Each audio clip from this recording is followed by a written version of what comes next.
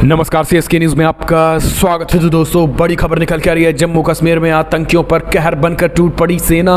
4 आतंकियों को ढेर कर दिया। एनकाउंटर 72 हुड़ों के पास भेजा है। हिजबुल मुजाहिदीन के सबसे पुराने आतंकी ढेर। दूसरी बड़ी अपडेट निकल के आ रही है। खतरनाक नेटवर्क।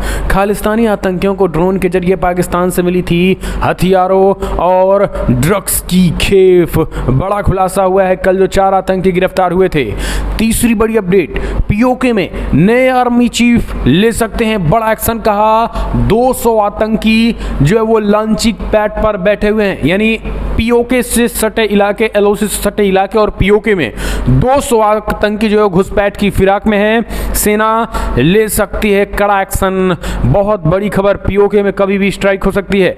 चौथी बड़ी अपडेट बताएंगे, मेक इन इंडिया की बढ़ रही जबरदस्त ताकत। आकाश प्राइम मिसाइल ने मचाई तबाही। चाइना और पाकिस्तान बिछाया अंधेरा। बताएंगे आखिर कैसे मेड इन इंडिया का डंका बज रहा। वहीं अगली अपडेट निकल के आ रही है, यूक्रेन और रशिया के मसले पर फिर से तमाम देशों को करारा जवाब यूएन में भारत ने दिया। कहा हमें ना सिखाएं विदेश नीति। आखिर किन किन देशों को करारा जवाब यूएन में दिया भारत, वो हम आपको बताएंगे। और इस बीच भारत ने रूस से की है बड़ी मांग। राष्ट्रपति पुतिन और मोदी को लेकर क्या कुछ है। तेल रुपया में खरीदा जाएगा, भारत खरीदेगा, वो भी हम आपको बताएंगे। और तेल के दाम भी कम करने की बात कही है। तो इसके साथ साथ दोस्तों, शी जिनपिंग सरकार का बड़ा कदम कि अब चीन के सरकारी संस्थानों में नहीं चलेंगे विदेशी कंप्यूटर। चाइना लगातार जासूसी के डर से अपने कंप्यूटरों को छांट रहा, वो हम आपको बताएंगे। और इस बीच राष्ट्रपति जेलेंस्की ने नया दावा ठोक दिया है अब तक रूस को लेकर, वो भी हम आपको बताएंगे। और इस बीच यूक्रेन में लगातार हमले हो रहे हैं, तो एक एक करके आपको विस्तार से बताएंगे। लेकिन उससे पहले एक छोटा सा निवेदन, अगर आपने चैनल को सब्सक्राइब नहीं किया, पल पल के अपडेट के लिए चैनल को सब्सक्राइब करना ना भूले। और इस देश की इंडियन आर्मी के लिए जय हिंद लिखना मत भूलिएगा। दोस्तों, दरअसल पहली बड़ी अपडेट निकल के आ रही है। अनंतनाग में आतंकियों पर कहर बनकर टूटी सेना। आतंकियों को 3 आतंकियों को किया ढेर, जिनमें हिजबुल मुजाहिदीन का सबसे पुराना आतंकी सहित 3 आतंकी ढेर। दरअसल जम्मू कश्मीर के अनंतनाग जिले में शुक्रवार को आतंकियों और सुरक्षा बलों के बीच जबरदस्त मुठभेड़ हुई। हमने आपको कल ही बताया था कि नए आर्मी चीफ मनोज पांडे के आने के बाद आतंकियों में खलबली मच गई है। चुन चुन कर हिट लिस्ट बनाकर टारगेटेड आतंकियों को किया जा रहा है। पुलिस ने बताया कि दक्षिणी कश्मीर के अनंतनाग जिले के पालगाम इलाके में आतंकियों से मुठभेड़ में 3 आतंकियों को ढेर किया जा चुका है। इन आतंकियों को 72 हुड़ों के पास भेज दिया गया है। इन आतंकियों की खोज ड्रोन से भी हुई है, यानी अगर कहीं अगर जंगलों के बीच कहीं भी छुपे हों तो ड्रोन से भी इनकी निगरानी की जा रही है। और आतंकियों को सफाई के लिए पूरी तरीके से सेना तैयार है। और नए आर्मी चीफ जो है वो अलग ही अंदाज में दिख रहे हैं। हम चलते हैं एक और अपडेट लेते हैं, लेकिन सेना के लिए एक लाइक तो बनता है। और इस बीच अगली अपडेट, 4 आतंकी जो करनाल से गिरफ्तार हुए थे उनको लेकर बड़ा खुलासा। उनके हथियारों को पाकिस्तान जो है ड्रोन्स के जरिए भारत में भेजा था। जी हाँ, हरियाणा के करनाल में गुरुवार को 4 संदिग्ध खालिस्तानी आतंकियों को गिरफ्तार कर लिया गया था। एजेंसियों का कहना है कि लोग पाकिस्तानी हैंडलर्स के संपर्क में थे और तेलंगाना में विस्फोट देने जा रहे थे। अब एजेंसियों का कहना है कि इन संदिग्ध आतंकियों को बीते 6 महीनों में 9 बार सीमा पार से हथियार और ड्रग्स मिले हुए हैं। इतना ही नहीं, आपको बता दें, आतंकियों में से करनाल से गुरप्रीत सिंह, आकाशदीप, भूपिंदर सिंह, परमिंदर सिंह, यानी 4 खालिस्तानी आतंकियों को गिरफ्तार किया गया है। इनमें भारी मात्रा में आईईडी, विस्फोटक हथियार थे। अब इन सब का खुलासा, इन्होंने खुलासा कहा है कि पंजाब सटे इलाकों में पाकिस्तान ने ड्रोन्स के जरिए इन खतरनाक हथियारों को जो है वो भेजा था। तो अब आप समझ सकते हैं कि ड्रोन्स के जरिए पाकिस्तान लगातार एक्टिविटी कर रहा है। हालांकि बीएसएफ की नज़र में आए तमाम उन ड्रोनों को ढेर कर दिया गया है, तबाह कर दिया जाता है, लेकिन कुछ ड्रोन्स जो हैं सेना की नज़र से भी बच जाते हैं। हम चलते हैं एक और अपडेट, पीओके में आतंकी कैंप अब भी सक्रिय है। 200 आतंकी जम्मू कश्मीर में घुसने की फिराक में। कभी भी पीओके में एलओसी से सटे इलाके में सेना कर सकते स्ट्राइक। नए आर्मी चीफ ने दिए बड़े संकेत। दरअसल दोस्तों, नए आर्मी चीफ मनोज पांडे जम्मू कश्मीर से लेकर लद्दाख से लेकर एलओसी तक ताबड़तोड़ तरीके से वो कार्रवाई जारी है। आतंकियों की कमर तोड़ने में पूरी तरीके से कोई कोर कसर अब छोड़ना नहीं चाहते हैं। यही कारण है कि अब आतंक जो आखिरी सांस गिन रहा है जम्मू कश्मीर में, और उस आखिरी सांस को भी खत्म कर देना चाहते हैं मनोज पांडे।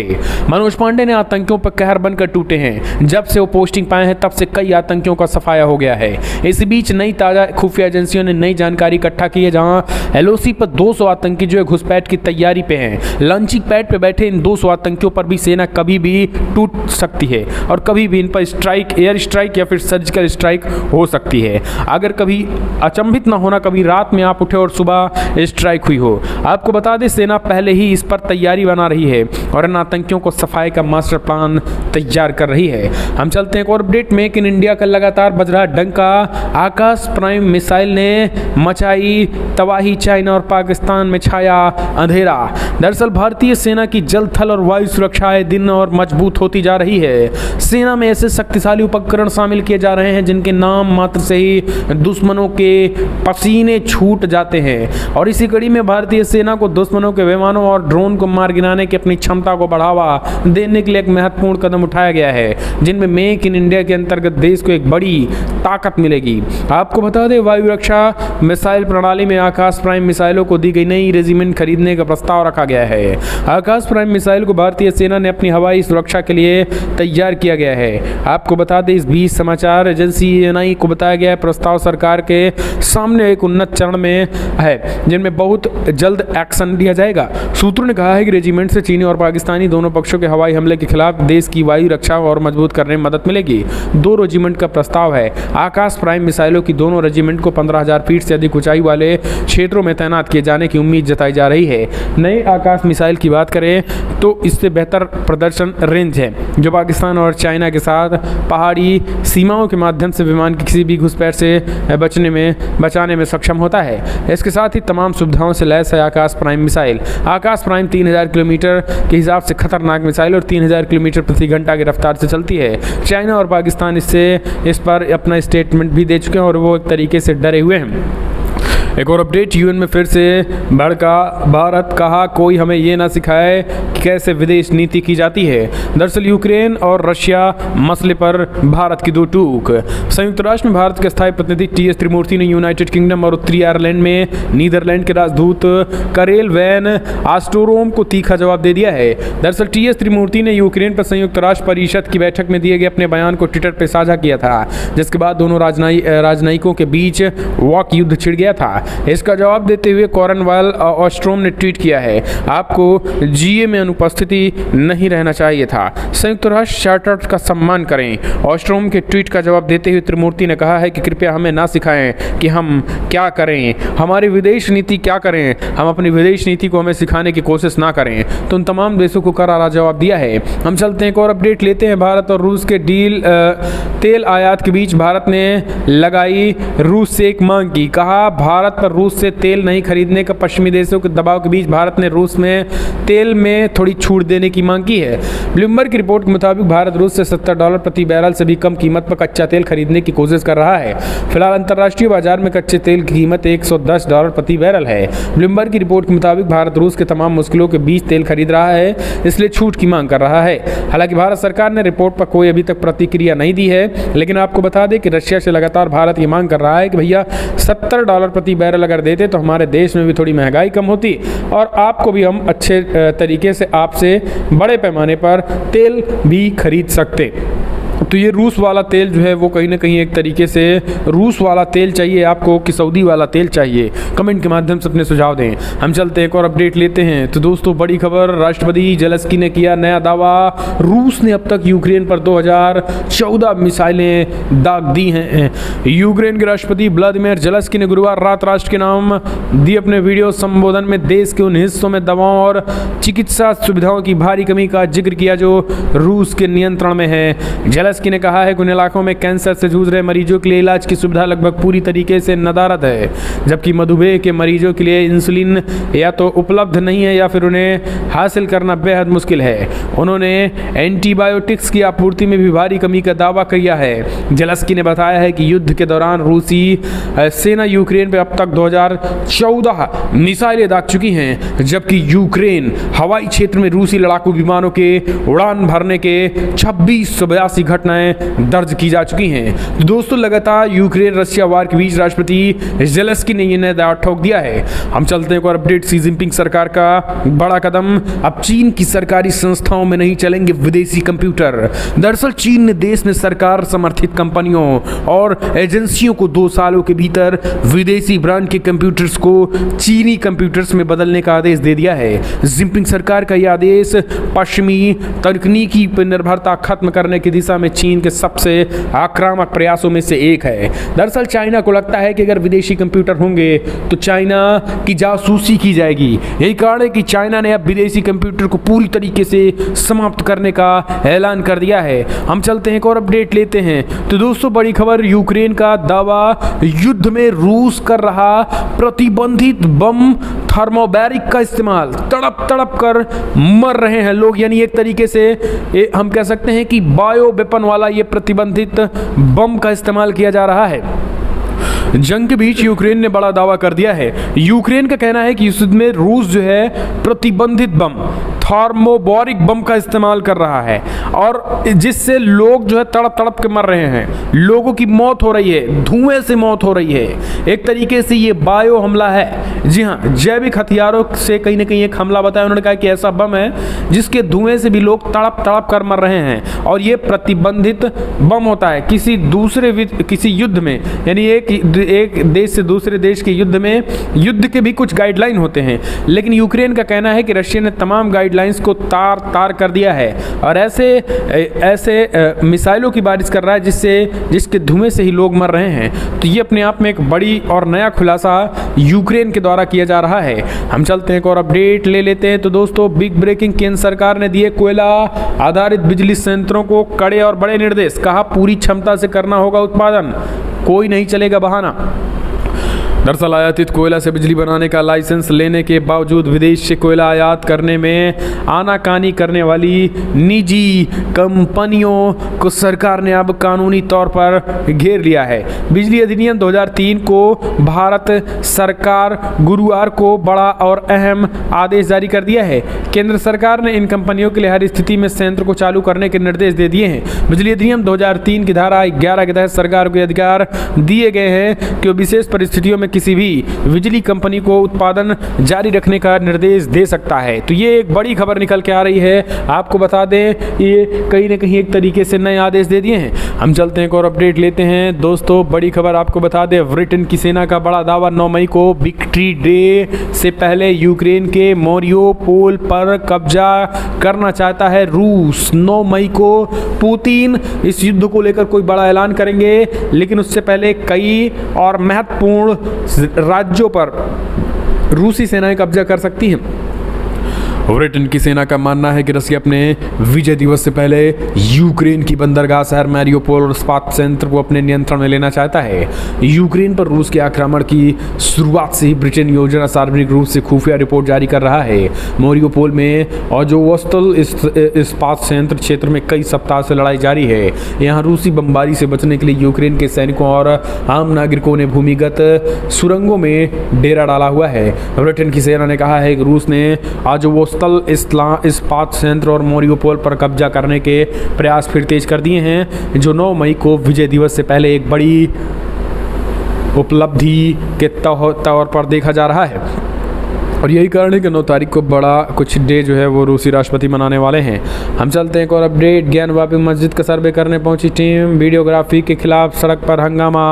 दोस्तों आपको बता दें लगातार वीडियोग्राफी को लेकर विरोध जताया जा रहा है। कल भी काशी विश्वनाथ में आपको बता दें ज्ञानवापी मस्जिद के बाहर जिस तरीके से हंगामा किया और विरोध किया, खास करके उस चीज़ का, वो अपने आप में कहीं ना कहीं तरीके से दर्शा रहा है। दरअसल आपको बता दें अब ये विरोध भी कहीं ना कहीं एक तरीके से भारी पड़ने वाला है, क्योंकि योगी की पुलिस ने इलाज भी कर दिया है और परमानेंटली जमकर लठियाया है। आपको बता दें गए लोगों पर जो है जमकर कहीं ना कहीं नारेबाजी की जा रही थी। हालांकि कुछ मुस्लिम समाज के प्रबुद्ध लोगों ने ही और हिंदू समाज के कुछ प्रबुद्ध लोगों ने मामला को शांत कराया। इधर से अल्लाह अकबर तो उधर से हर हर महादेव के नारे गूंजने लगे थे। एक और अपडेट लेते हैं। दोस्तों बड़ी खबर निकल के आ रही है। आपको बता दें पाकिस्तान को लगातार परिसीमन पर लग रही मिर्ची, भारत ने दिया करारा जवाब। कहा अपना घर झांको को, पीओके बचाओ, भुखमरी दूर करो, भ्रष्टाचार दूर करो, कश्मीर की चिंता छोड़ दो। जम्मू कश्मीर को लेकर जारी परिसीमन रिपोर्ट पर अब पाकिस्तान को मिर्ची लग गई है और उन्होंने इसे पाकिस्तान के विदेश मंत्रालय ने कहा कि भारत में मुसलमानों, जम्मू कश्मीर में मुसलमानों को कमज़ोर करने के लिए परिसीमन, इस तरीके के परिसीमन कराए गए हैं। अब इनको शायद और इसी को देखते हुए भारत की तरफ से जवाब दिया गया, कहा गया कि पाकिस्तान पहले अपनी विदेश नीति देख ले, पाकिस्तान पहले अपने इलाकों को सही कर ले और वहाँ पे जो भुखमरी हुई है, जो भ्रष्टाचार बढ़े हैं, जो बेरोजगारी बढ़ी है, जो महंगाई हुई है, दवाइयों की जो किल्लत है, उनको संभाल ले। दिवालिया होने के कगार है, कटोरा लेके पूरी दुनिया में घूम रहे हैं, अपना देश संभाल नहीं पाता। इनको भारत के मुसलमानों की चिंता ज़्यादा सताए रही है और पाकिस्तान के हिंदुओं पे जो अत्याचार हो रहे हैं वो शायद इन्हें नहीं दिखता। हम चलते हैं एक और अपडेट लेते हैं। बंगाल में फंदे से लटकते मिले थे भाजपा कार्यकर्ता का 100। गृह मंत्री अमित शाह पहुंचे, पीड़ित से मिलने के बाद सीबीआई जांच की मांग की। दरअसल केंद्रीय गृह मंत्री अमित शाह, जिनके अंडर में पूरी सीबीआई है, पूरी ईडी है, पूरी इनकम टैक्स है, गृह मंत्री अमित शाह ने एक तरीके से आम कार्यकर्ता के घर पहुंचकर उन्होंने ममता बनर्जी पर बड़ा हमला बोला है। उन्होंने कहा है कि बीजेपी कार्यकर्ता की मौत की हम निंदा करते हैं और घर पहुंचकर शोकाकुल परिवार वालों से मुलाकात की। इस घटना को राजनीतिक हत्या कहते हुए अमित शाह ने घटना की सीबीआई जांच की भी मांग की है। मिली जानकारी के अनुसार भाजपा कार्यकर्ता अर्जुन चौरसिया शुक्रवार 6 मई को एक खाली इमारत में छत पे लटकते हुए पाए गए थे। वहीं आपको बता दें, केंद्रीय गृह मंत्री अमित शाह स्वागत के लिए एक बाइक रैली का नेतृत्व करने वाले थे, लेकिन उन सबको पूरी तरीके से रोक दिया और जाकर अर्जुन की मौत अर्जुन के परिजनों से मुलाकात की और ममता बनर्जी पर बड़ा हमला बोलते हुए तत्काल सीबीआई जांच की मांग कर डाली। हम चलते हैं एक और अपडेट। तेजिंदर पाल सिंह बग्गा, बड़ी खबर निकल के आ रही है। हाथ खाली रहे पंजाब पुलिस के, दिल्ली पुलिस ने लिया अपने साथ ले गई दिल्ली। पंजाब पुलिस को हरियाणा की पुलिस ने रोक लिया था। दरअसल भाजपा के नेता तेजिंदर पाल सिंह बग्गा की गिरफ्तारी के बाद से नाटकीय घटनाक्रम लगातार जारी है और अब दिल्ली में उन्हें कुरुक्षेत्र पहुंचकर पंजाब पुलिस के कब्जे से छुड़ा लिया। इसके साथ ही उन्हें राजधानी वापस लेकर लौटाई। बग्गा को पंजाब पुलिस ने अरविंद केजरीवाल पर टिप्पणी के आरोप में सुबह 9 बजे उनके दिल्ली स्थित आवास से गिरफ्तार कर लिया था। इसके बाद तेजिंदर पाल बग्गा ने पंजाब पुलिस के खिलाफ बेटे को अगवा करने को खुद से मारपीट करने के आरोप में केस दर्ज कराया था। इस पर दिल्ली पुलिस ने हरियाणा प्रशासन से अपील की कि पंजाब पुलिस के उस काफिले को रोके जो तेजिंदर पाल बग्गा को लेकर जा रहे हैं। अब आप समझिए, हरियाणा पुलिस ने तत्काल एक्शन लेते हुए तेजिंदर पाल बग्गा को ले जा रहे काफिले को कुरुक्षेत्र में रोक लिया। इसके बाद दिल्ली पुलिस की टीम कुरुक्षेत्र के थाने सर पहुंची और इसके बाद उन्होंने उनसे पंजाब की गिरफ्त से तेजिंदर पाल बग्गा को निकाला। तो ये एक बड़ी खबर है और इस पर अब पंजाब पुलिस पर किडनैपिंग का भी मामला दर्ज कर लिया है दिल्ली पुलिस ने। हालांकि इन सब मामले के बीच आम आदमी पार्टी के ऑफिस के बाहर कल बीजेपी ने जोरदार प्रदर्शन किया और केजरीवाल का पुतला फूंका। केजरीवाल का बीजेपी के नेताओं और आम लोगों ने जमकर विरोध करना शुरू कर दिया। सिखों में भी भारी गुस्सा है। उनका कहना है कि एक हाथ की पुलिस लगी नहीं कि अब इनकी नौटंकी दिखनी शुरू हो गई है, इनकी तानाशाही और उनकी दादागिरी दिखनी शुरू हो गई। केजरीवाल पर टिप्पणी करने के लिए अब किसी को जेल में डाल दिया जाएगा। यानी मोदी पर टिप्पणी पूरी देश कर रहा है। जिनको जो मन कह रहा वो मोदी जी को, योगी जी को कह रहा, उनकी तो गिरफ्तारी नहीं होती। लेकिन अब अरविंद केजरीवाल संविधान से बड़े हो गए। इन पर कोई टिप्पणी करेगी, इनकी कोई आलोचना करेगा तो उसकी गिरफ्तारी के लिए पंजाब पुलिस आपके घर पहुंच जाएगी। हम चलते हैं एक और अपडेट लेते हैं। दोस्तों, बड़ी खबर निकल के आई है। आम आदमी पार्टी के पूर्व पार्षद ताहिर हुसैन को झटका। कोर्ट ने आरोप तय कर कहा वहां दिल्ली दंगों में थे शामिल। दरअसल आपको बता दें, दिल्ली की निचली अदालत ने आम आदमी पार्टी के पूर्व पार्षद ताहिर हुसैन के खिलाफ दिल्ली के दंगों के एक मामले में आरोप तय कर दिए। कोर्ट ने 2020 से इन दंगों के मामले में हुसैन के अलावा 5 अन्य आरोपियों के खिलाफ भी आरोप निर्धारित किए। कोर्ट ने कहा है कि हुसैन केवल मूक दर्शक नहीं था, बल्कि उसने दंगों में सक्रियता से हिस्सा लिया था और वो गैर कानूनी तरीके से इकट्ठा लोगों को दूसरे समुदाय के खिलाफ भड़का रहा था। कोर्ट ने कहा है कि ताहिर हुसैन के घर से पत्थर, पेट्रोल बम आदि फेंके जा रहे थे। हम चलते हैं एक और अपडेट लेते हैं। दोस्तों, बड़ी खबर, देश में आबादी बढ़ने की रफ्तार में बड़ी कमी। प्रजनन दर 2.2 से घटकर 2.0 हुई। फैमिली सर्वे में भी पूरी तरीके से सब कुछ अच्छा रहा। हम चलते हैं एक और अपडेट लेते हैं। दोस्तों, एक और बड़ी खबर निकल के आई जहां पे आपको बता दें, जहां पर मुख्यमंत्री योगी आदित्यनाथ अयोध्या पहुंचे और अयोध्या में मुख्यमंत्री योगी आदित्यनाथ ने किया पूजन अर्चन और इसके साथ जय जय श्री राम के नारे के साथ पूरा अयोध्या गुंजायमान हो गया है। आपको बता दें सीएम योगी आदित्यनाथ पहुंचकर हॉस्पिटलों का जायजा लिया। इसके साथ जो मर्यादा पुरुषोत्तम भगवान श्री राम का कार्य निर्माण हो रहा है उसका भी जायजा लिया। हॉस्पिटल के साथ साथ स्कूलों में भी गए, प्राथमिक स्कूलों में भी देखा कि क्या कुछ पढ़ाई चल रही है। तो सीएम योगी आदित्यनाथ पहुंचकर सब कुछ जायजा लिया। हम चलते हैं और अपडेट लेते हैं। दोस्तों बड़ी खबर निकल के आई अगली, जहां पे आपको बता दें इस बीच बड़ी खबर निकल के आ रही है जहां जंग के बीच रूस के धनकुबेरों का बुरा हाल हो गया है। मुस्लिम देश से मांग रहे हैं पनाह।